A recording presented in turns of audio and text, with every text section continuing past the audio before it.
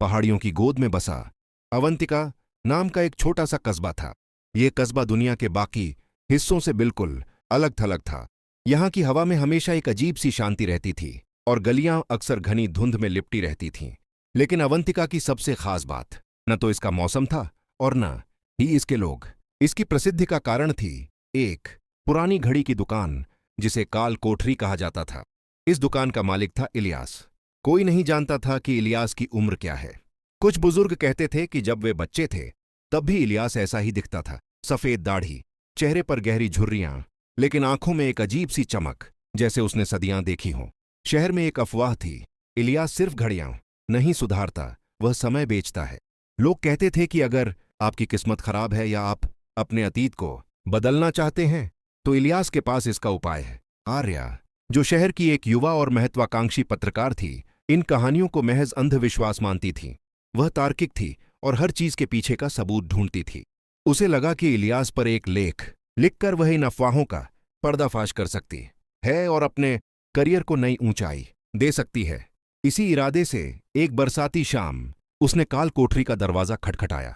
दुकान के अंदर कदम रखते ही आर्या को ऐसा लगा जैसे वह किसी दूसरी दुनिया में आ गई हो। बाहर की बारिश का शोर अचानक गायब हो गया और उसकी जगह एक लयबद्ध ध्वनि ने ले ली। Tick tock tick tock tick tock. दीवारों पर हजारों घड़ियां टंगी थीं। कुछ लकड़ी की बनी थीं, कुछ पीतल की और कुछ ऐसी धातुओं की जो आर्या ने पहले कभी नहीं देखी थीं। कुछ घड़ियां उल्टी चल रही थीं, कुछ बहुत तेज भाग रही थीं और कुछ बिल्कुल स्थिर थीं।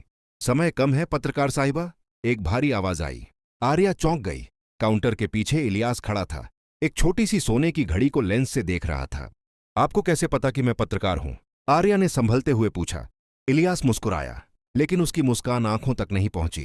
जो लोग समय की कीमत नहीं समझते वे ही अक्सर दूसरों का समय बर्बाद करने सवाल पूछने आते हैं। तुम यहां सच्चाई ढूंढने आई हो या समय? आर्या ने अपना नोटबुक निकाला।